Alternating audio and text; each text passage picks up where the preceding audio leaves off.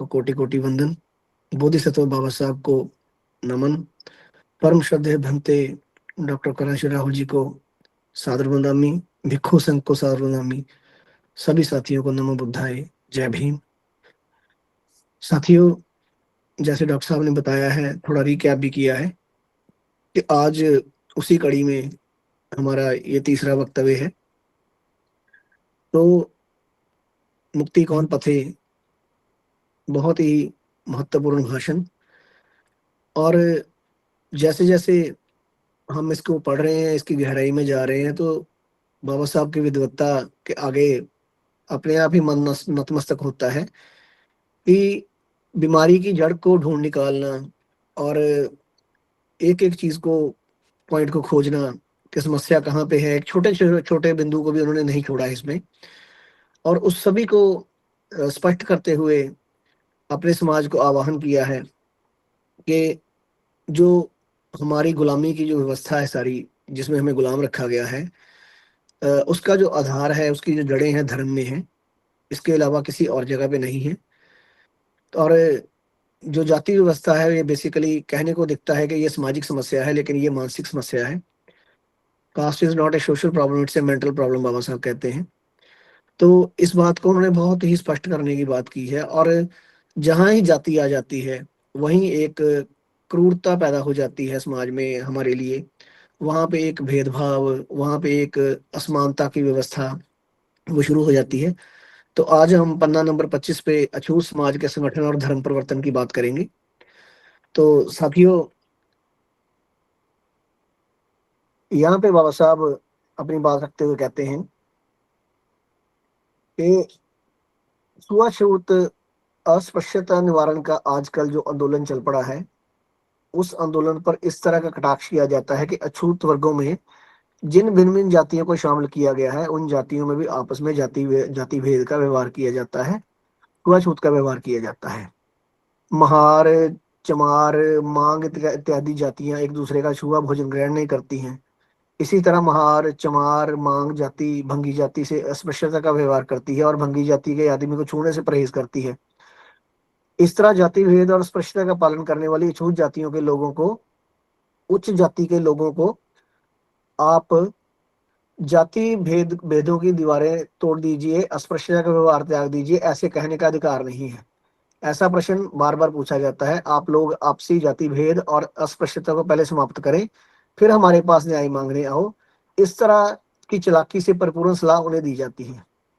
और आपने आज भी ये महसूस किया होगा कि आज भी लोग ये बातें, जो स्वर्ण समाज के लोग हैं, वो अक्सर कहते हैं कि आप में अछूतों में, एससीज में तो खुद जातियां हैं, आप इसको पहले ठीक करो। और ये सत्य भी है। बाबा साहब यहाँ पे, बाबा साहब के करेक्टर में, बाबा साहब की पर्सनालिटी में बहुत जबरदस्त एक खूबसूरती थी कि इसीलिए उनको बोधिसत्व कहते हैं कि एक्चुअली वो जो कहते थे वही वो करते थे। जैसे वो अंदर से थे वैसे ही वो बाहर थे। वो बिल्कुल ही तथ्यों पर आधारित बात को, किसी से बड़ी जो एक कमजोरी थी उसको स्वीकार भी करते थे, लेकिन फिर उसका जो जवाब देते थे विरोधी को, उसके बाद उसके आगे कुछ बचता नहीं था उनके पास। क्योंकि उनकी गहराई तक जो समझ थी, जड़ तक जाने की, समस्या की जड़ तक जाके उसका इलाज ढूंढ लेने की, वो बाबा साहब में थी।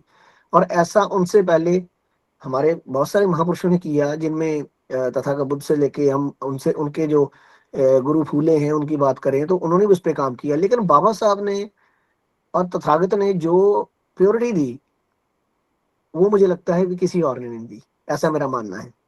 तथागत बुद्ध ईश्वरवादी नहीं है, बाबा साहब ईश्वरवाद में विश्वास नहीं करते हैं। बिल्कुल ही जो तथागत अपने धम्म में देके जाते हैं, बाबा साहब उसको अपने जीवन में परिपूर्णता से अपनाते हैं और उसको अप्लाई करते हैं। उसी के आधार पर सारी बात करते हैं। जैसे तथागत के धम्म में कुछ भी बाहर से एक शब्द भी नहीं लिया जाता, इसी तरह बाबा साहब के लेखन में, उनकी बातों में, उनके डिसिप्लिन में वो ऐसा कुछ भी बाहर से नहीं लाया जाता। ये बातें जो है बिल्कुल प्योरिटी के साथ, अगर बोले फिल्टर्ड, एकदम से मिलावट रहित, तो ये दोनों के काम में दिखती हैं। तो वो इस बात को बड़ी टिप्पणी को, मतलब कहते हैं कि इसकी तय में सच्चाई है, ये हम सबको स्वीकार करनी होगी। परंतु इसमें जो दोष मढ़ा गया है वो झूठ है, शरारत है, चालाकी है। वहां यहाँ पे वो वास्तव में कहना के चाहते हैं कि अछूत जातियों में जो जातियां हैं जिनकी गिनती की गई है, वो आपस में जातिवाद छुआछूत करती हैं, उसमें विश्वास रखती है, झुठलाया नहीं जा सकता।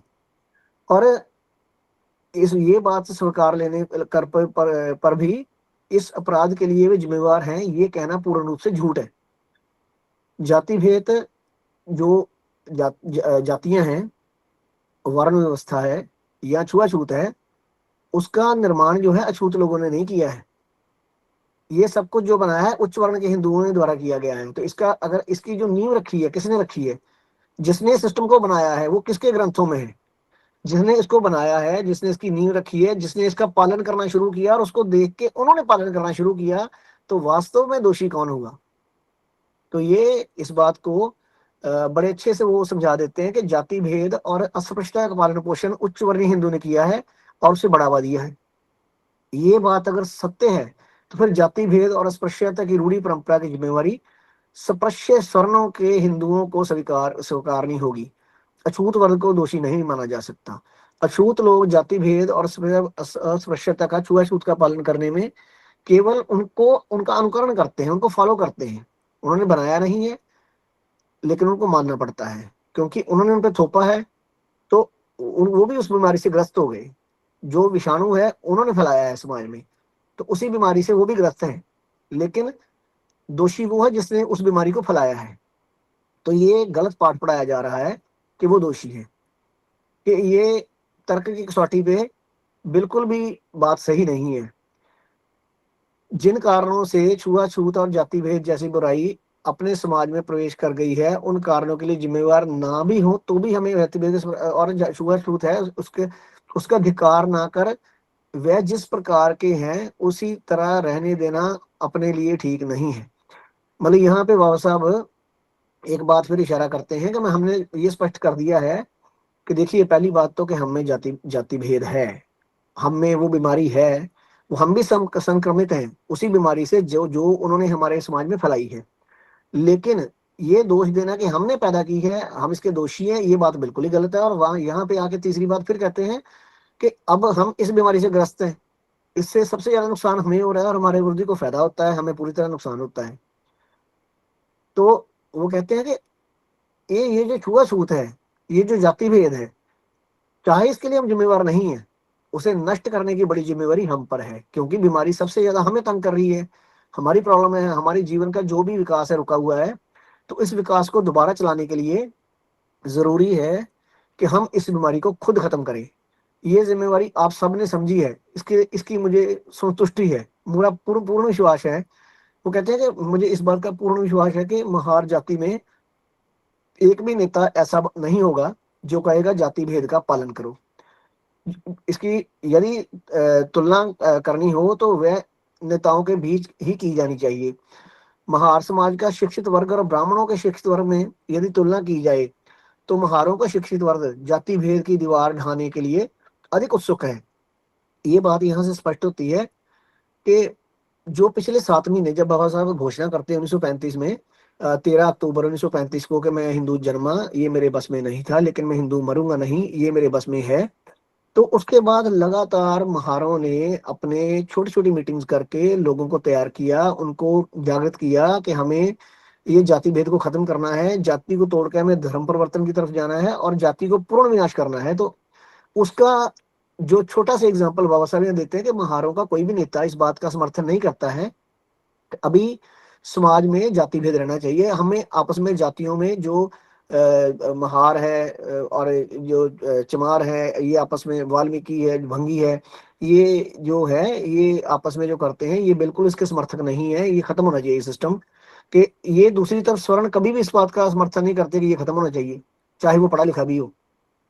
अब हमने अपने समाज में ही देखा है कि आप जब भी कभी बात करते हो तो वो आरक्षण की बात करेंगे, लेकिन जब आप कहोगे कि आप आरक्षण की जाति आरक्षण आधार आरक्षण की बात तो करते हो, लेकिन जाति खत्म करने का आंदोलन क्यों नहीं चलाते हो, तो वो तभी उस बात से पीछे चले जाएंगे, कभी जवाब नहीं देंगे कि हाँ ये आंदोलन हम चलाएंगे। लेकिन बाबा साहब उनको स्पष्ट करते हैं कि महार नेता और पढ़ा लिखा जो वर्ग, शिक्षित वर्ग है, वो अपने समाज सुधारों के लिए उत्सुक है। इस बात का प्रमाण प्रस्तुत किया जा सकता है। आज महार जाति में ढूंढने पर एक भी मनुष्य मिलना मुश्किल है जो अपनी अलग अलग जातियों में रोटी बेटी का रिश्ता बनाने को इनकारी हो, जो मना करता हो, विरोध करता हो, वो उसने इन जाति भेद की दीवारों को तोड़ने का जो महत्व है, उसकी आवश्यकता है, उसको अच्छे से समझ लिया और इस बात की मुझे बेहद खुशी है, ऐसा बाबा साहब कहते हैं और मैं उनको बधाई देता हूँ। परंतु अछूतों के बीच का जातिभेद करने का प्रयास कैसे सफल बनाया जा सकता है, इस बात पर आप लोगों ने ठीक से सोचा है क्या? ये महत्वपूर्ण प्रश्न है। वो कहते हैं कि केवल सहभोज या कभी कभार कोई एक आध अंतरजातीय विवाह से ये दीवारें टूटने वाली नहीं है। जाति भेद की समस्या मानसिक है, मानसिक समस्या है, ये मानसिक रोग है। इस मानसिक बीमारी का कारण हिंदू धर्म में के तत्व ज्ञान की ऊंच नीच के सिद्धांत की जड़ों में है। यहाँ फिर वही बात आ जाती है कि जब ग्रंथों में, शास्त्रों में ही जातिवाद है, उसकी जड़ें वहां पे हैं, तो आप चाहकर भी इसको कैसे उस वहां रह के, उसी सिस्टम में रह के जो व्यवस्था है उसको वहां रह के कैसे खत्म कर सकते हैं? हम सभी जाति भेदों का पालन करते हैं, छुआछूत को मानते हैं। इसका प्रमुख कारण ये है कि जिस हिंदू धर्म को हमने बेवजह अपनाया हुआ है, वह धर्म इस तरह का आचरण करने को कहता है। कोई चीज अगर कड़वी हो तो वह मीठी की जा सकती है, नमकीन हो तो कुछ प्रयासों से बदला जा सकता है उसका स्वाद भी, परंतु जहर को अमृत नहीं बनाया जा सकता। हिंदू धर्म में रहकर जाति भेद को नष्ट करने की बात जहर को अमृत बनाने जैसी है। भाव के बाबा साहब कहते हैं कि हिंदू धर्म में रहकर ये इम्पॉसिबल है, ये नहीं होगा कभी भी कि जाति खत्म हो जाए, इसलिए धर्म परिवर्तन करना ही होगा। यह पे कहने का आशय ये है कि जिस हिंदू धर्म ने एक आदमी को, दूसरे आदमी को नीच समझने का उपदेश दिया जाता है, उस धर्म में क्या हम लोग तब तक बने रहेंगे जब तक जाति भेद की बुराई खत्म नहीं होगी? हम सब के मन में छुपी हुई जाति भेद की भावना और छुआछूत को यदि हमने खत्म करना है तो धर्म परिवर्तन ही केवल अंतिम उपाय है। अब इससे ज्यादा स्पष्ट क्या किया जा सकता है? और मैं अपने जीवन की बात कहूँ या हम एक्सपीरियंस करते हैं कि हमने बहुत सारे अम्बेडकरवादियों को देखा है, वो बाबा साहब की बाकी सारी बातें करेंगे, लेकिन जब धर्म की बात आएगी तो वो कन्नी कतरा जाएंगे। वो उस पर बात करना ही पसंद नहीं करते हैं, वो इस बात को बिल्कुल ही फालतू समझते हैं। जबकि बाबा साहब अपने जीवन के संविधान बनाने के बाद जो महत्वपूर्ण 6 साल है वो केवल और केवल धर्म पे काम करते हैं, और इतना ज्यादा वर्क के उनको, उनका पूरा का जो मूवमेंट है, दूसरी मूवमेंट्स को, पहली वाली को छोड़ के इस पे सारा फोकस होता है। फिर वो नाम परिवर्तन और धर्म परिवर्तन की बात करते हैं। वो कहते हैं कि धर्म परिवर्तन की आवश्यकता किस लिए है, इस बात का विवेचन मैंने आपके सामने प्रस्तुत किया है। ये विश्लेषण आपके लिए विचार प्रवर्तक साबित होगा, ऐसी मुझे आशा है। अब तक का मेरा जो विश्लेषण जिन लोगों को कठिन और गहन लगा होगा, उन्हें ये विषय सरल रूप में समझ आ जाए, इसके लिए मैं कुछ बाल बोध विचार आपके समक्ष रखूंगा। इस धर्म परिवर्तन के प्रश्नों में ऐसी कौन सी नई बात है? सच देखा जाए तो हिंदुओं में आप लोगों का कौन सा ऐसा सामाजिक रिश्ता है? जिस तरह मुसलमान हिंदुओं से भिन्न है, उतने ही आप भी सभी लोग हिंदुओं से अलग हो। ईसाई और मुस्लिमों से हिंदुओं का जिस तरह का कोई रोटी बेटी का संबंध नहीं है, इसी तरह आपका भी हिंदुओं से कोई रोटी बेटी का रिश्ता नहीं है। आप लोगों का और हिंदुओं का समाज आज के युग में भी सभी तरह से भिन्न हो, दो अलग अलग समाज हैं। धर्म परिवर्तन करने से एक समाज का विभाजन कर दो टुकड़े किए गए हैं या आपस में उन्हें बांटा गया है, ऐसा कोई कह नहीं सकता था, कह सकता, या उन्हें इस तरह महसूस नहीं होगा। आज जिस तरह आप लोग अलग थलग हो, उसी तरह धर्म परिवर्तन करने के बाद अलग ही रहोगे। धर्म परिवर्तन का महत्व आप लोगों ने शायद अभी नहीं समझा होगा, फिर भी नाम परिवर्तन का महत्व आप सब लोगों ने जाना है। ये बात निर्विवाद रूप से स्पष्ट है। आप लोगों से यदि आपकी जाति क्या है ये प्रश्न किया जाता है तो आप चोखा मेला कहते हो, परंतु महार जाति को हम ये नहीं कहते हो। नाम परिवर्तन की आवश्यकता यदि ना हो, कोई भी नाम में परिवर्तन के लिए उत्सुक नहीं होगा। इस तरह नाम परिवर्तन के पीछे का बड़ा कारण बड़ा ही सरल है। अपरिचित आदमी को अछूत कौन और स्वर्ण कौन ये बताना कठिन होता है, और इसलिए जब तक जाति का बोध नहीं हो जाता, तब तक अछूत के प्रति हिंदुओं के दिल में किसी भी प्रकार की दूसरी भावना उत्पन्न नहीं होती। जब भी जाति का पता लगता है तो वो जो क्रूरता है, वो जो एक घृणा है, वो उसी वक्त पता लग जाती है। नॉर्मली वो एग्जांपल देते हैं कि यात्रा के दौरान जब अपरिचित मिलते हैं, उसमें एक अछूत है, एक स्वर्ण है, वो आपस में इकट्ठा जो हुक्का बीड़ी है वो पी लेते हैं, उनको मालूम नहीं है, तो उनको कोई प्रॉब्लम नहीं होती है। लेकिन जब ही उनको पता लगता है कि ये अछूत है, तो उनके मन में घृणा पैदा होती है, गाली गलौज शुरू होता है, दोस्ती वहीं खत्म हो जाती है। तो ये अक्सर देखने में आया है, लोगों ने बहुत ज्यादा अनुभव किया होगा। ऐसा अक्सर क्यों हो जाता है, इस बात को आप भली भांति परिचित होंगे। आप लोगों को जो जाति सूचक नाम मिला है, उस नाम को इतनी गंध लगी है कि उसका उच्चारण करने से स्वर्ण लोगों का जी मचलने लगता है। इसलिए आप लोग महार जाति का हूं ना कहकर चोखा मिला हूं, ये बताकर स्वर्णों को बहकाने का प्रयास करते हो। इस पॉइंट पे बाबा साहब बड़ी एक सुंदर बात कर रहे हैं कि जैसे महारों ने अपने आप को अपने नाम के आगे चोखा मेला लगाना शुरू कर दिया, ऐसे ही बाकी समुदायों के लोग, जैसे कोई रविदासिया है, भगत है, कुछ ना कुछ ऐसा लगाते हैं। इस पॉइंट को हम एक बड़े क्या परिप्रेक्ष्य में समझते हैं। कभी तो एक एग्जांपल दी कि महारों ने चोखा मेला लगा लिया। अब हम सभी लोग अपने अपने जो अलग अलग गुरुओं के नाम पे या संगठनों के नाम पे या जातियों के नाम पे, जिनके जिनको हम अपना इष्ट गुरु मानते हैं, इस तरह से मानते हैं, उनका नाम अपने साथ लगा लेते हैं। इस लगाने का भाव क्या है कि हमें ये समझ लग गई है कि हम सीधे तौर पे जाति, चमार, महार, जो मातंग जो भी है, वो हम अपने साथ नहीं लगा सकते। लगाने से उससे उनको पता लगता है, तो हम क्यों ना एक बड़े ग्रुप का हिस्सा बनने की कोशिश करें अपने गुरु के नाम पे या अपनी जाति के नाम पे। ये बात आपको समझ लग गई है, लेकिन इससे भी कोई फायदा नहीं हो रहा है, कहते हैं आपको। ये नाम बदलने का सिस्टम तो आपको समझ लग गया है, लेकिन इससे कोई फायदा नहीं हुआ है। मुझे आपसे यही पूछना है कि नाम परिवर्तन करना यदि आपको आवश्यक महसूस होता है, तो फिर आपको धर्म परिवर्तन करने के लिए किसी भी तरह का विरोध नहीं होना चाहिए। धर्म परिवर्तन ज्यादा फायदेमंद होगा। मुसलमान कहलाना, ईसाई कहलाना, बौद्ध कहलाना, सिख कहलाना, ये धर्म परिवर्तन के साथ नाम परिवर्तन भी है, और यही सही नाम परिवर्तन है। अब हमने देखा कि परम श्रद्धेय भंते डॉक्टर कर्णशील राहुल जो हैं, वो इस आंदोलन को, जो मैं बौद्ध हूँ, जाति से मुक्त हूँ, बौद्ध मेरा समाज है, धम्म भूमि श्रेष्ठ जीवन के लिए एक आंदोलन, इसमें जाति के लिए कोई स्पेस नहीं है, कोई जगह नहीं है। हमारा नाम परिवर्तन होता है, हम अपनी जाति को मिटा देते हैं। जब हम बौद्ध होने की घोषणा करते हैं, तो हम जाति को भी खत्म करने की घोषणा करते हैं। जब जाति टूटती है, तो हम एक बड़ा समुदाय बनते हैं जिसकी कोई जाति नहीं है। अब हमसे कोई पूछेगा कि आप कौन हो, तो मैं कहता हूँ मैं बौद्ध हूँ। तो पूछता है जाति, हम कहते हैं बौद्ध धर्म में जाति होती नहीं है। हमने वो जड़ ही काट दी, जिस जड़ में सारी वो गंदगी है या जहां से वो निकल के आती है। जब हम इसको छोड़ ही दिया, हमारा जो जड़ें हैं वहां से निकल कर एक नए ऐसे सुंदर जगह पे चली गई हैं, जहाँ पे इस तरह की दुर्गंध नहीं है, वो गंदगी नहीं है, और वो गंदगी हमारे साथ आगे भी नहीं जाएगी। तो हम ये कह सकते हैं कि चूंकि मैं बुद्धिस्ट हूँ, इसलिए मेरी जाति नहीं है। अभी वो कहते हैं धर्म, ये इस नाम परिवर्तन में कोई गंध नहीं है। ये नाम परिवर्तन आमूलक परिवर्तन है। इस उससे कोई जाति खोज नहीं सकता, परंतु चोखा मेला, हरिजन, इस नाम का परिवर्तन से कोई लाभ नहीं है। इतनी स्पष्ट बात बाबा साहब कहते हैं। अब हम इसको एक बड़े रूप में खुद ही समझ जाएं कि छोटे छोटे बदलाव करने से वो बात नहीं बनेगी। हमें जड़ पे प्रहार करना होगा, हमें जड़ को काट के, और सीधा सीधा जैसे बाकी ईसाई, मुस्लिम, सिख हैं, उसी तरह से बौद्ध धर्म में जाना होगा। इतनी स्पष्ट बात बाबा साहब कहते हैं कि this is the perfect treatment, perfect इलाज, जो एक पूर्ण इलाज है, वो यही है। पुराने नाम की बदबू नए नाम को ना लगे, इस ओर ध्यान देना। जब तक आप हिंदू धर्म में हो, तब तक आपको नाम परिवर्तन करना ही होगा, क्योंकि हिंदू सिर्फ हिंदू कहने मात्र से गुजारा नहीं है।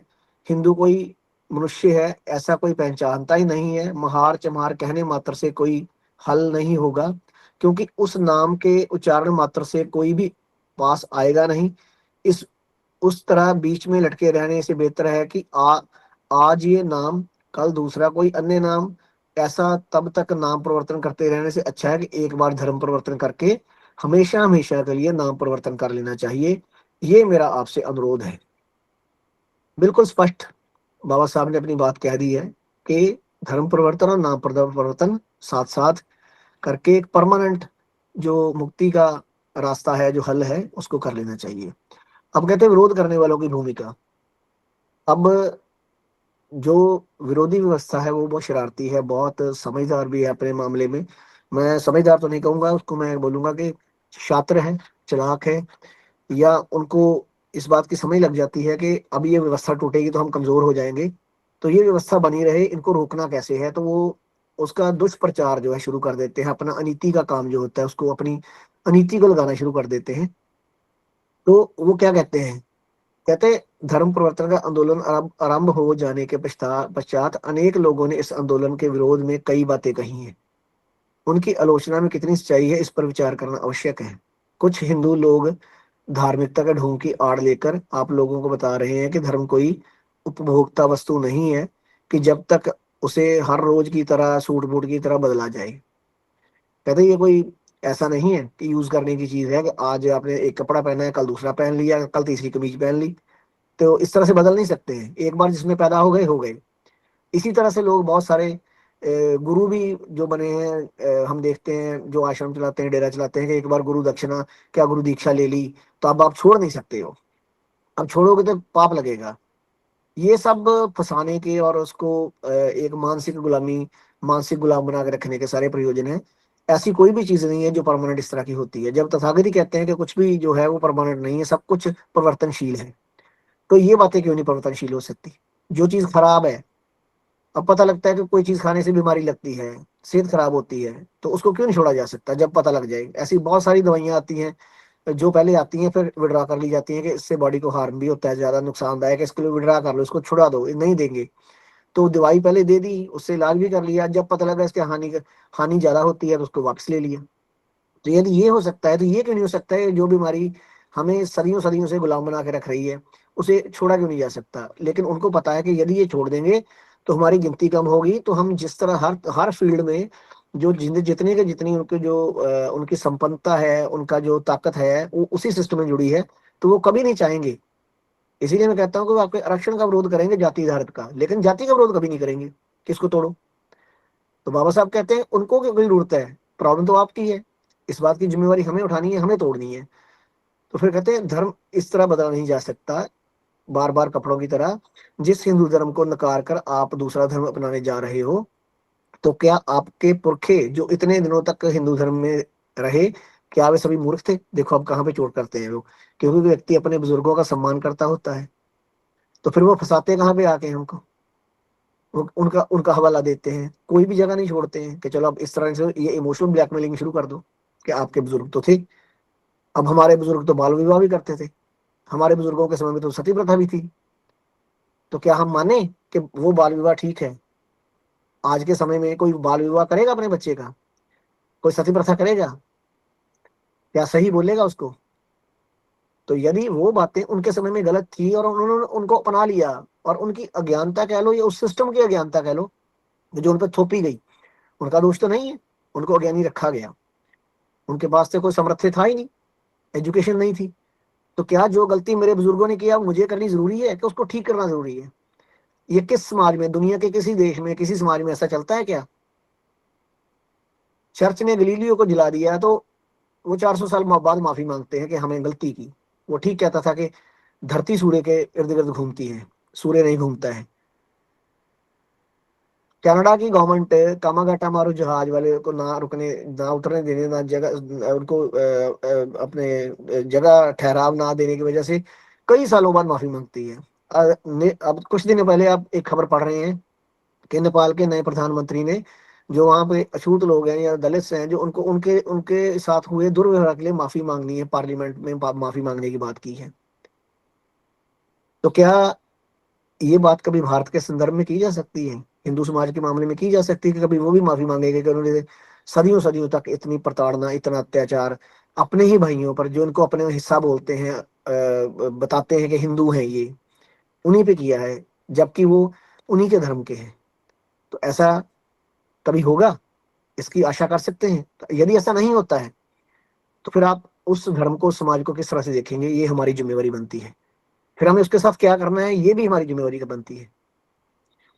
तो वो कहते हैं ये प्रश्न अपने अपने को समझदार समझने वाले कुछ हिंदुओं ने उठाया है कि क्या आपके बुजुर्ग मूर्ख मूर्ख थे जो हिंदू धर्म में इतने साल रहे। मेरी दृष्टि से इस आलोचना में किसी भी तरह की सच्चाई नहीं है। केवल पुरखों का धर्म कहकर उससे चिपके रहना किसी मूर्ख को भी भला लगेगा। किसी भी ज्ञानी इंसान को इस तरह की भूमिका स्वीकार्य नहीं होगी। केवल पुरखों का धर्म है, इसलिए धर्म परिवर्तन उचित नहीं है, ऐसा तर्क देने वालों ने शायद इतिहास नहीं पढ़ा है, पड़ा होगा, यही कहा जा सकता है। आर्यों का धर्म, जिसे वैदिक धर्म कहा जाता है, उसमें गौ मांस खाना, शराब पीना, अनाचार करना, इन मुख्य 3 बातों में उनका धर्म निहित था। वह धर्म हजारों सालों तक भारतवर्ष में के लोगों ने अपनाया हुआ था, और आज भी कुछ ब्राह्मणों को उसी धर्म को अपनाने की हुक सी आती है। केवल पुरखों का ही धर्म पालन करना चाहिए, तो फिर वैदिक धर्म त्याग कर भारतवर्ष के लोगों ने बौद्ध धर्म को क्यों स्वीकार किया था? अब बाबा साहब उसकी एग्जाम्पल देते हैं पास्ट की, कि उस चीज को त्याग कर बौद्ध धर्म को क्यों स्वीकार किया, और उसकी आवश्यकता आज से 90 साल पहले भी उतनी थी और आज भी उतनी है, ऐसा महसूस करवा रहे हैं। वैदिक धर्म उन लोगों ने भला क्यों नकारा था? इस हिंदू धर्म में हमारे पुरखे मजबूरन रहे, ये बात सच है, परंतु वे लोग अपनी खुशी से, अपने दिल से वहां रहे, ये नहीं कहा जा सकता।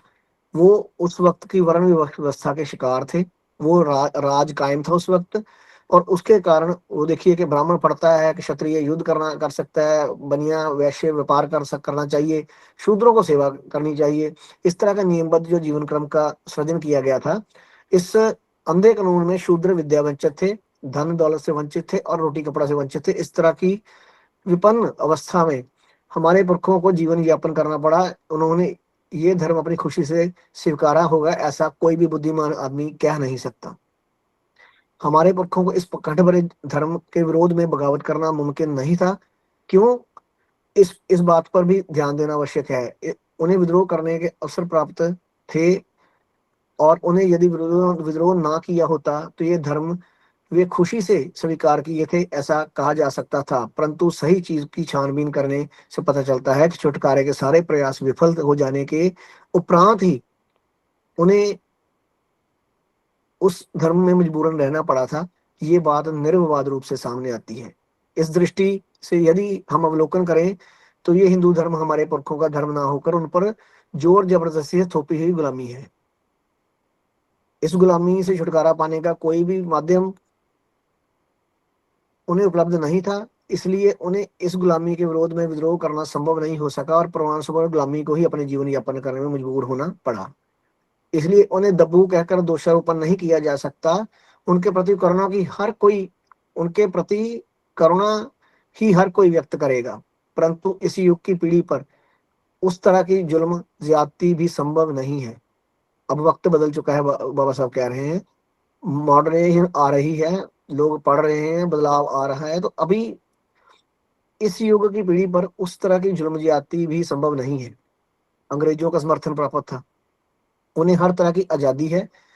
इस आजादी का उपयोग कर हमने बंधनों से छुटकारा ना पाया, तो हमारे जैसा नीच, हमारे जैसा मक्कार, हमारे जैसा दुमछल्ला दूसरा और कोई हो ही नहीं सकता, ऐसा अति दुख भरे शब्दों में कहा जाएगा। यहाँ पे हमारी जिम्मेवारी फिक्स करते हैं कि अभी तो, तब तो 1936 की बात हो रही है, तब तो संविधान भी अभी नहीं बना था, लेकिन हमें अपने राइट्स मिल गए थे गोलमेज कॉन्फ्रेंस की वजह से। तो अभी हम अगली बात करते हैं कि अब तो संविधान बन चुका है, अब तो हम हर पोस्ट पे पहुंच चुके हैं, हम इतने करोड़ों लोग पढ़ चुके हैं। तो अब यदि अब भी ये बात समझ नहीं लग रही, तो फिर ये शब्द दोबारा पढ़ लेने चाहिए कि अगर हम इन बंधनों से छुटकारा ना पाया, तो हमारे जैसा नीच, हमारे जैसा मक्कार, हमारे जैसा दुमछल्ला दूसरा कोई और हो ही नहीं सकता, ऐसा अति दुख भरे शब्दों में कहा जाएगा। और अब जब भी हम विश्लेषण करेंगे अम्बेडकरवादियों का या अपने साथियों का या लोगों का, हम इन लाइनों से करेंगे कि क्या वो समर्थ होने के बावजूद, इतना कुछ पा लेने के बावजूद, इस मामले में आगे बढ़ते हैं कि बाबा साहब ने जो हमें हुक्म दिया है, जो बाबा साहब का अंतिम फैसला है, वो हमारे जीवन का पहला फैसला बनता है या नहीं। उसमें आनाकाना करते हैं या कुछ और कहीं और खिसके जाते हैं, छोटे छोटे समुदायों में अपने नाम के आगे वही टाइटल्स लगा के अपना समय निकालने की कोशिश करते हैं। ऐसे लोगों के लिए वही शब्द प्रयोग किए जाएंगे जो बाबा साहब ने स्पष्ट रूप से कहे हैं। फिर कहते हैं इंसान और जानवरों में भेद। कहते हैं पुरखों का धर्म कहकर इससे चिपके रहना केवल मूर्खों को तो अच्छा लगेगा और किसी को नहीं। कोई बुद्धिमान आदमी इस तरह की मूर्खतापूर्ण भूमिका स्वीकार नहीं करेगा। जिस स्थिति में मनुष्य जन्मा हो, उसे मरते दम तक उसी अवस्था में रहना चाहिए। ये उपदेश जानवरों के लिए उचित हो सकता है, परंतु मनुष्य के लिए घातक है। आदमी तथा पशु में किसी प्रकार का भेद है तो वह ये है कि पशु अपना विकास नहीं कर सकता है, मनुष्य सोच सकता है और विकसित हो सकता है। मनुष्य अपनी प्रगति कर सकता है। परिवर्तन बगैर हमारा विकास संभव नहीं है। धर्म परिवर्तन एक तरह का परिवर्तन ही है, और यदि धर्म परिवर्तन के बिना प्रगति संभव नहीं है तो धर्म परिवर्तन करना आवश्यक हो जाता है। माता पिता के धर्म का रोड़ा विकास प्रिय इंसान के लिए बाधा नहीं बन सकता। धर्म परिवर्तन के विरोध में और भी एक मुद्दा उछाला जाता है कि ये धर्म परिवर्तन एक तरह का पलायन है। आज हिंदू धर्म में सुधार लाने के लिए अनेक हिंदू प्रयासरत हैं। उनकी सहायता से जाति भेदों को और अस्पृश्यता को नष्ट किया जा सकता है। ऐसे समय धर्म परिवर्तन करना सर्वथा अयोग्य है। ये कुछ लोगों का तर्क है। हिंदुओं के समाज सुधारकों के विषयों में किसी का क्या दृष्टिकोण है, इससे मुझे कोई लेना देना नहीं है। मेरे मन में उनके प्रति बहुत कड़वाहट है। मैं उन्हें भली भांति जानता हूँ, और इन आधे अधूरे लोगों से मैं ऊब चुका हूँ, जिन्हें अपनी ही जाति में रहना है, जिन्हें अपनी ही जाति में मरना है, जिन्हें अपनी ही जाति में ब्याह रचाना है। हम जाति पाति की दीवारों तोड़ना चाहते हैं। ऐसे झूठे मकार लोग ढिंढोरा पीटते रहते हैं, और उनकी बकवास पर अछूत लोगों को यकीन नहीं उनकी बकवास पर अछूत लोगों ने यकीन नहीं किया, इसलिए आग बबूला होना। ये बात बड़े ही अचंभे की है। इन लोगों के ख्याली पुलाव के किस्से सुनकर मुझे अमेरिका के निग्रो लोगों को गुलामी से मुक्त करने के लिए जिन श्वेत अमेरिकन लोगों का प्रयास किया था, उनकी अनासी याद आ जाती है। अमेरिका के काले निग्रो लोगों की हालत भारतवर्ष के अछूतों जैसी ही थी। उन निगरे काले निग्रो लोगों की गुलामी कानून द्वारा उन पर लादी गई थी, और हम लोगों की गुलामी धर्म के माध्यम से हम पर थोपी गई है। इतना सा इन दो गुलामों में भेद है। परंतु क्या हिंदू सुधारकों एवं काले निगरों को उनकी दास्ता से मुक्ति दिलाने के लिए प्रयासरत अमेरिकन श्वेत सुधारकों के बीच तुलना की जा सकती है? निग्रो लोगों को गुलामी से मुक्ति दिलाने के लिए जिस तरह अमेरिकन गोरे समाज सुधारक ने अपने ही गोरे चिट्टे अमेरिकन लोगों से लड़ाई की, काले निग्रो लोगों को गुलाम रखा जाए ऐसा कहने वालों को मौत के घाट उतारा, और इस युद्ध में अपने समविचारी लोगों के भी प्राण निछावर कर दिए। उस इतिहास का यदि हम अवलोकन करें तो हमारे भारतवर्ष में समाज सुधार के रूप में ख्याति प्राप्त करने की चाहत रखने वालों से स्पष्ट रूप से पूछा जा सकता है कि जिस तरह अमेरिकन सुधारकों ने निग्रो लोगों की गुलामी से मुक्ति दिलाने के लिए जो गृह युद्ध छेड़ा था, इस तरह का क्या तुम भी अपनी जाति बरादरी वालों से नरसंहार के लिए वचनबद्ध हो? देखिए, ये फिर बात वही आ गई जो मैंने कही कि वो जाति आधारित आरक्षण छोड़ने की बात करेंगे, खत्म करने की बात करेंगे, जाति को खत्म करने की बात नहीं करेंगे। वो सभी देश, सभी धर्म अलग अलग तरीके से माफी मांगते हैं। मैंने एग्जांपल्स दी क्रिश्चियन धर्म की, नेपाल की, कनाडा की, पार्लियामेंट की, कि उन्होंने माफिया मांगी कि हमसे गलतियां हुई। बाबा साहब यहाँ पे कितना अच्छा उदाहरण दे रहे हैं। कुछ समय पहले एक जॉर्ज फ्लॉयड नाम का व्यक्ति था, नीग्रो। उसकी गर्दन पे पुलिस वाला पैर रख के खड़ा है, वो मर रहा है, उसके नीचे सांस दब रहा है, वो कह रहा है मेरा सांस दम घुट रहा है। तो उसके समर्थन में पूरा का पूरा अमेरिका का समाज खड़ा हो गया कि ब्लैक लाइव्स मैटर। काले लोगों का जीवन भी उतना ही कीमती है जितना गोरे लोगों का। आप ये वाला जो रवैया है आपका उनके प्रति क्रूरता का और अत्याचार का, और ये जो मन में घृणा का, आप ऐसा नहीं कर सकते। ऐसा गोरे लोगों ने समर्थन में आके कहा। क्या भारत में कभी इस तरह का कोई आंदोलन अछूतों के लिए हिंदुओं ने, स्वर्णों ने किया? ये प्रश्न करना बनता है और हमें सोचना बनता है। इसीलिए बार बार बाबा साहब कहते हैं मुझे आधे अधूरे लोगों से अब मैं उब चुका हूं। मुझे स्पष्ट चाहिए फैसला, इस तरफ या उस तरफ, या सब कुछ इधर खत्म करके बता दो आप लोग आगे आओ। ऐसा होगा नहीं, ये मुझे स्पष्ट है कहते। इसलिए ये स्पष्ट है तो दूसरा पार्ट ये है कि मुझे बीच में कहीं रहना नहीं है। उसमें धर्म परिवर्तन अनिवार्य है और मुझे वहां हमें करना ही होगा। फिर आगे कहते हैं कि उनको जब क्वेश्चन किया कि क्या आप वचनबद्ध हो, ऐसा करोगे जैसा अंग्रेजों ने, अमेरिकन ने किया, और यदि तुम में दृढ़ता नहीं है तो समाज द्वार की झूठी डींगे हाँकने से क्या फायदा? हिंदुओं के लिए बीच में अछूतों की उन्नति के लिए प्रयास करने वाले प्रमुख व्यक्ति के रूप में गांधी का नाम लिया जाता है। अंग्रेज सरकार के विरोध में असहयोग की जंग छेड़ने वाले गांधी अछूतों पर अत्याचार करने वाले हिंदुओं का दिल भी दुखाना नहीं चाहते हैं। उन हिंदुओं के विरोध में गांधी सत्याग्रह करने को तैयार नहीं, लेकिन इतना ही नहीं कि वो हिंदुओं के खिलाफ कानूनी लड़ाई भी लड़ना नहीं चाहते। इस तरह के झूठे मकार सुधारकों की कोई आवश्यकता नहीं है। इतने स्पष्ट शब्दों में बाबा साहब गांधी के बारे में और वैसे नकली समाज सुधारकों के बारे में, जो अछूतों के हित की बात करते हैं लेकिन स्वराज में उनके लिए कुछ भी नहीं रखते हैं, और लंगड़े स्वराज की बात होती है वो। और अपने लोगों को भी नहीं पता होता है कि उन्होंने बाबा साहब को इस तरह से नहीं पढ़ा है कि जिस स्वराज की वो बात कर रहे हैं उसमें हम कहीं भी नहीं है, और जिन अधिकारों की, जो सुधारों की बात ये कर रहे हैं, वास्तव में सुधार नहीं है। वो हमारी गुलामी को और लंबा करने का और हमें सदा सदा गुलाम बना के रखने का एक प्रयोजन है, एक प्रबंध है, एक व्यवस्था है। ऐसा उसमें है कुछ नहीं। तो वो जो मार्ग है, वो बाबा साहेब का जो अंतिम फैसला है बुद्ध धम्म की शरण जाने का, उसके अलावा हमारे पास और कोई भी चॉइस नहीं है। फिर कहते हैं अछूत भी अपराधी हैं। कुछ लोग अछूतों की सभा में बड़े जोर शोर से हिंदुओं को भला बुरा कहते हैं। कुछ लोग अछूतों की सभा में शामिल हो अछूतों को कोरा उपदेश देकर कहते हैं कि आप लोग साफ सुथरा रहना सीखिए, मतलब अपने शिक्षा ग्रहण करें, अपने पैरों पे खड़ा करिए।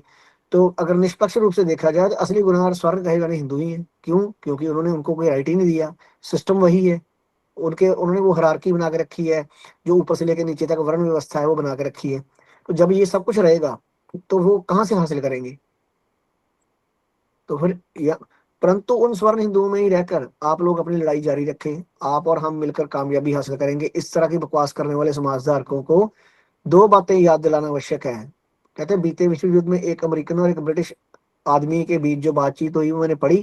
कहते हुए इतनी ज्ञानवर्धक कि मैं आपके साथ साझी करता हूँ, प्रस्तुत करता हूँ कि ये मुझे बड़ी उचित लगती है। वो मैं आपसे शेयर करता हूँ। और उन दोनों का जो संवाद का विषय था, विश्व युद्ध कब तक चलना उचित होगा।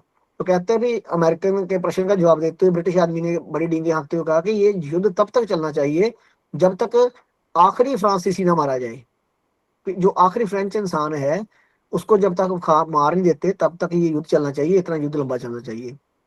तो कहते हैं अगर यही सवाल हिंदुओं के समाज सुधारकों से पूछा जाए कि अस्पृश्यता के विरोध में हम लड़ाई आखिर कब तक जारी रखें, तो वो कहेंगे जब तक आखिरी अछूता खत्म कर दें हम।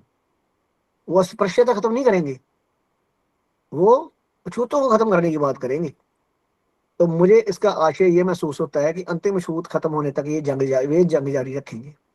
बाबा साहब कह रहे हैं ये बात, इतनी स्पष्टता है उनको इस बात की कि ये कभी भी उस बात पे नहीं आएंगे कि अस्पृश्यता, अनटचेबिलिटी, छुआछूत, बीमारी, जाति व्यवस्था ये खत्म होनी चाहिए।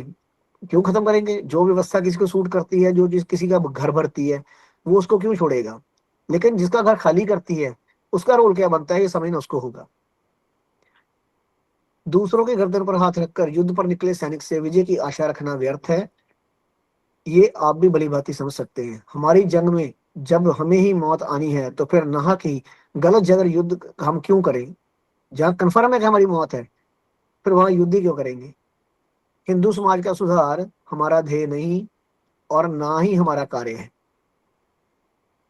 हमारी अपनी आजादी हासिल करना ये हमारा ध्येय है, हमारा ये एक लक्ष्य है। इसके सिवाय हमारा और कोई कर्तव्य नहीं है। धर्म परिवर्तन के आसान रास्तों में यदि हमें हमारी आजादी मिलती है तो फिर बेवजह ही हमें क्यों भला हिंदू समाज सुधार की आफत मोल ले, अपना समय, अपना जीवन क्यों नष्ट करें? और इस जंग में हमारी क्षमता को, हमारी शक्ति को, हमारी संपत्ति को क्यों फिजूल नष्ट करें? हिंदू समाज का सुधार करना ये अस्पृश्यता के विरोध में किए जा रहे आंदोलन का मुख्य कारण है। इस तरह की भूल कोई ना करे तो अच्छा है। छुआछूत निवारण आंदोलन का प्रमुख उद्देश्य अछूतों को सामाजिक स्वतंत्रता दिलाना है, और ये आजादी धर्म परिवर्तन के सिवाय प्राप्त करनी होनी कठिन है। अछूतों को समानता की आवश्यकता है, ये बात मुझे स्वीकार्य है, और समता प्राप्ति ये हमारे आंदोलन का एक उद्देश्य है। परंतु इस समानता की प्राप्ति के लिए हम अछूतों को हिंदू धर्म में ही रहना होगा, नहीं तो तुम्हें समानता नहीं मिलेगी, ऐसा कोई भी नहीं कह सकता। समता प्राप्ति के लिए दो मार्ग मुझे दिखाई देते हैं। हिंदू धर्म में रहकर समता प्राप्त करने को ही केवल छुआछूत की भावना को त्याग देने से ये काम सफल नहीं होगा। यदि सभी हिंदुओं में रोटी बेटी का व्यवहार हो तो असली समानता की प्राप्ति होती है, इक्का दुक्का से नहीं। इक्का दुक्का सहभोज या इक्का दुक्का अंतरजातीय विवाह जो है, रोटी बेटी की साथ जो है, उससे बात नहीं बनेगी। यदि ये बड़े बड़े स्तर पर 100% या 90% तक जाएगी तो फिर ये बात बनेगी।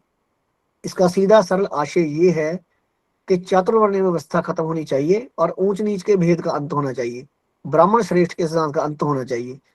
क्या ये बात संभव है? और यदि ये बात संभव नहीं है तो हिंदू धर्म में चिपके रहकर समानता के व्यवहार की आशा रखना मूर्खता का सिवाय और क्या है? और इस मूर्खता भरे प्रयास में क्या आप सफल होंगे? इस टेढ़े तिरछे अति कठिन रास्ते की तुलना में धर्म परिवर्तन का मार्ग बड़ा आसान है। हिंदू समाज मुसलमानों से समानता का व्यवहार करता है, वो ईसाइयों से भी ऐसे ही करता है। तो अर्थात धर्म परिवर्तन के बाद बड़ी आसानी से सामाजिक समता की प्राप्ति होती है। जब इस तरह की सच्चाई है तो फिर धर्म परिवर्तन का सीधा सरल मार्ग हमें क्यों नहीं अपनाना चाहिए? मेरी राय में धर्म परिवर्तन का रास्ता अछूत समाज और हिंदुओं को भी समान रूप से फायदेमंद होगा। ये बाबा साहब बड़ी यहाँ पे प्यारी बात करते हैं। तो वो कहते हैं ना सिर्फ अछूतों को बल्कि ये जो हिंदू है उनको भी इससे फायदा होगा। वो क्यों कहते हैं? क्योंकि जो परस्पर लगातार जो एक संघर्ष बना रहता है हिंदू धर्म में रहने से, वो कहते हैं दबाऊंगा, दबा के रखूंगा, एक नफरत एक घृणा लगातार चलती है, उससे भी मुक्ति होगी उनकी, उनको भी फायदा होगा। जब तक हम हिंदू बने रहेंगे तब तक हिंदुओं से छुआछूत के विरोध में पानी की समस्या, खाने की समस्या, रहने की समस्या, शादी ब्याह, ये सारी लड़ाई हमारी लगातार उनके साथ ये तनाव सदा बना रहेगा, कभी खत्म नहीं होगा। हम आपस में एक दूसरे के दुश्मन बने रहेंगे। परंतु परिवर्तन कर लेने मात्र से सारी लड़ाई की जड़ें खत्म हो जाती हैं। फिर हमें हिंदुओं के मंदिर में प्रवेश की जरूरत नहीं है, हम नहीं जाएंगे। हमारा हमारा अलग होगा अपना सब कुछ। तो फिर ऐसी कोई लड़ाई नहीं आएगी। जब आप जाएंगे नहीं तो हमें मारेंगे भी क्यों, लड़ेंगे भी क्यों? उनको वो मौका भी नहीं मिलेगा। हमारी जिल्लत वाली जिंदगी भी खात्मा हो जाएगा। अछूतों और हिंदुओं में प्यार और सद्भाव विकसित होगा। जब ये इंसिडेंट ही बंद हो जाएंगे, रास्ते ही अलग हो जाएंगे, टकराव ही खत्म हो जाएगा, तो फिर वो सद्भावना भी पैदा आपस में जो एक विकसित होना शुरू हो जाएगा।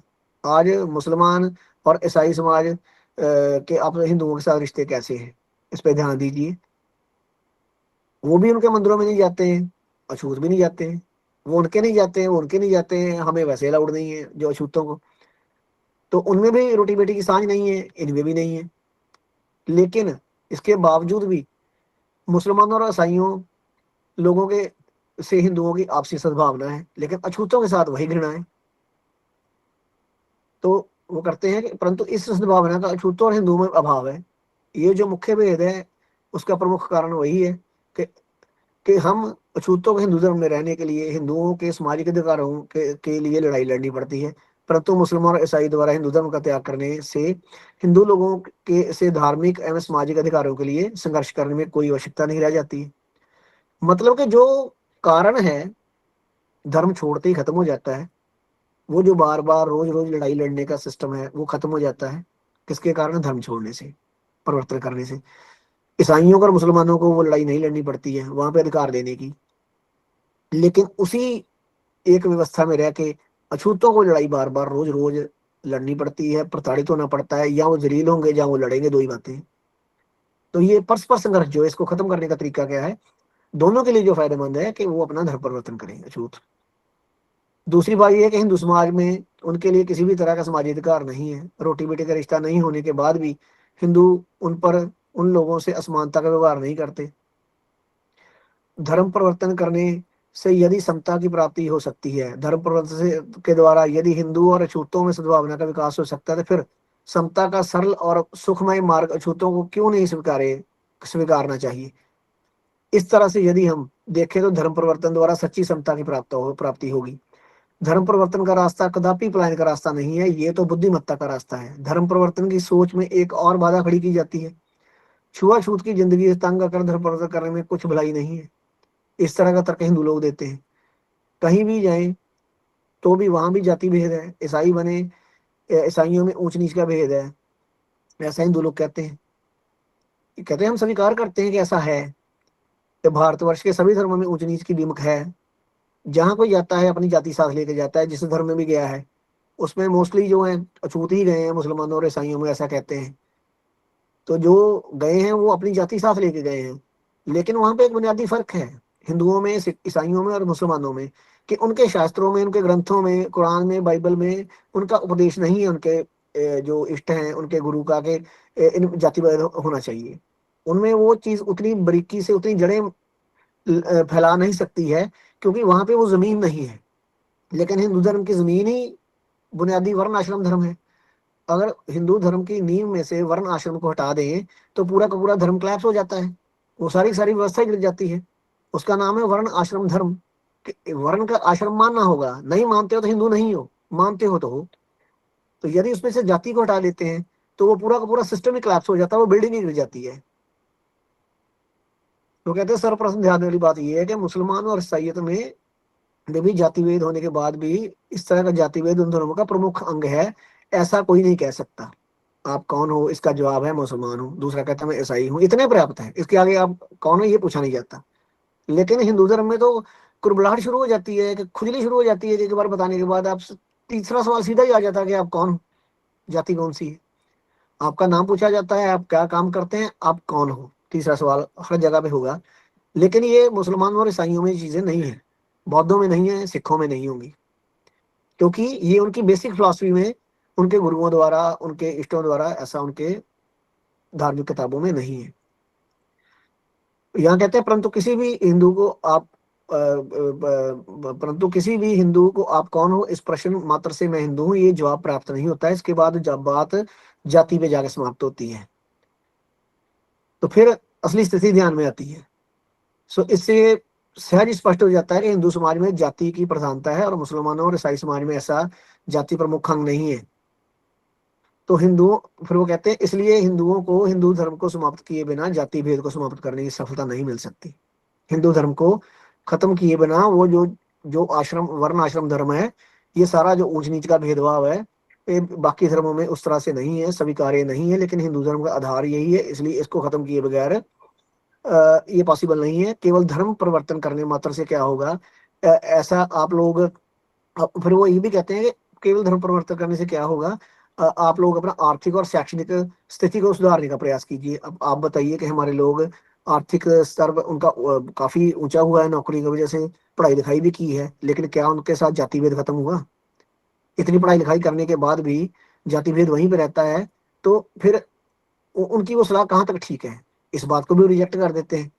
सो सारी ये चालाकियां हैं, ये बेईमानियां हैं, इनको बाबा साहब ने एक एक करके बहुत स्पष्ट किया है कि वो कहते हैं हम सब अछूत प्रयास करेंगे, या वे हिंदू लोग वो इस तरह का उपदेश देते हैं तो प्रयास करें, तो वे प्रयास करेंगे, वे हिंदू लोग जो इस तरह का कोरा उपदेश करते हैं वे केवल बकवास करने के सिवाय कुछ सार्थक प्रयास करेंगे ऐसा मुझे नहीं लगता। और वो जो कहते हैं ऐसा कभी भी वो नहीं करेंगे, ऐसा उसके आसपास भी दिखाई नहीं देता। जबकि हर कोई हिंदू केवल अपनी जाति बिरादरी तक ही सीमित दृष्टि में रहता है। जो ब्राह्मण है वो ब्राह्मणों की लड़कियों के लिए पढ़ाई के लिए काम कर रहा है, प्रसूति गृह बनवा रहा है, उनको रोजगार दिलवा रहा है, लेकिन वो कभी भी हमारी जो दयनीय स्थिति है, जो हमारी गरीबी है, लाचारी है, उस पर कभी भी वो कुछ उस पर प्रयास नहीं करेंगे। सिर्फ उस पर जो लारेबाजी है, जो लॉलीपॉप देना है, जो जो जो नॉर्मली हम देखते हैं कि आजकल जो पॉलिटिक्स में भी सरकारें भी करती हैं कि बातें होती हैं, काम कोई नहीं होता है, वो दिखाने को कुछ और होता है, लिफाफेबाजी होती है, वास्तव में जमीनी स्तर पे ऐसा कुछ नहीं होता है। तो वो कहते हैं भी उन लोगों को स्पष्ट कर देना चाहिए कि ये सुधार इम्पॉसिबल है और इसका एकमात्र हल जो है वो धर्म परिवर्तन है। केवल धर्म परिवर्तन कर लेने मात्र से क्या होगा, ये भी कहते हैं कि भारत के शेख मुसलमान तथा ईसाई लोग धर्म परिवर्तन करने के पूर्व हिंदू ही थे। इन लोगों में से अधिकांश पिछड़े और छूत थे। ये लोग हिंदू धर्म को त्याग कर सिख बने, जो लोग हिंदू धर्म को त्याग कर ईसाई बने वे लोग उन्नति नहीं कर पाए। क्या ऐसी आलोचकों की राय है? यदि ये कहना सत्य नहीं है तो धर्म परिवर्तन में से मुसलमानों सिख ईसाई आदि का कोई कल्याण नहीं हुआ है। ये स्वीकार करना आवश्यक है कि उन लोगों का धर्म परिवर्तन से भला हुआ है। पिछले लेक्चर में बात की थी कि वो उन सड़कों पे चल पाए पहली बार त्रावणकोर में जिन पे रोक थी सिख बनने के बाद। मुसलमानों में भाईचारा है, वो अपने भाईचारे को समर्थन देते हैं, सहयोग देते हैं, सेवा करते हैं। ईसाइयों में एजुकेशन के लिए स्कूल खोले के सब कुछ मिला, तो क्यों नहीं फर्क हुआ, क्यों नहीं उनका विकास हुआ? ये सारा कुछ हमें गुमराह करने के लिए किया गया है, ये ऐसा बाबा साहब बड़ा स्पष्ट करते हैं। तो वो कहते हैं गहन सोच विचार करके सभी को स्वीकार करना होगा कि जितनी स्वराज की आवश्यकता भारतवर्ष को है उतनी ही जरूरत अछूतों को धर्म परिवर्तन की है। स्वराज का जितना अधिक महत्व इस देश को है उतना ही धर्म परिवर्तन का महत्व अछूतों को है। धर्म परिवर्तन और स्वराज इन दोनों का अंतिम उद्देश्य स्वतंत्रता की प्राप्ति है। आजादी इंसान के जीवन में आवश्यक होती है। यदि धर्म परिवर्तन से अछूतों को आजादी हासिल होती है तो धर्म परिवर्तन निरर्थक है ऐसा कोई भी नहीं कह सकता। तो साथियों, यहाँ पे मैं अपनी बात को विराम देता हूँ, समय से थोड़ा सा आगे निकल गया हूँ, क्योंकि टॉपिक इस तरह था कि इसको यहाँ तक लाना जरूरी था। तो जो बाकी है वो फिर देखेंगे। और आपने मेरी बात को सुना और बीआरसी में मुझे एक बार फिर से मौका दिया, इसके लिए मैं अपना हार्दिक साधुवाद ज्ञापित करता हूँ। नमो बुद्धाय, जय भीम।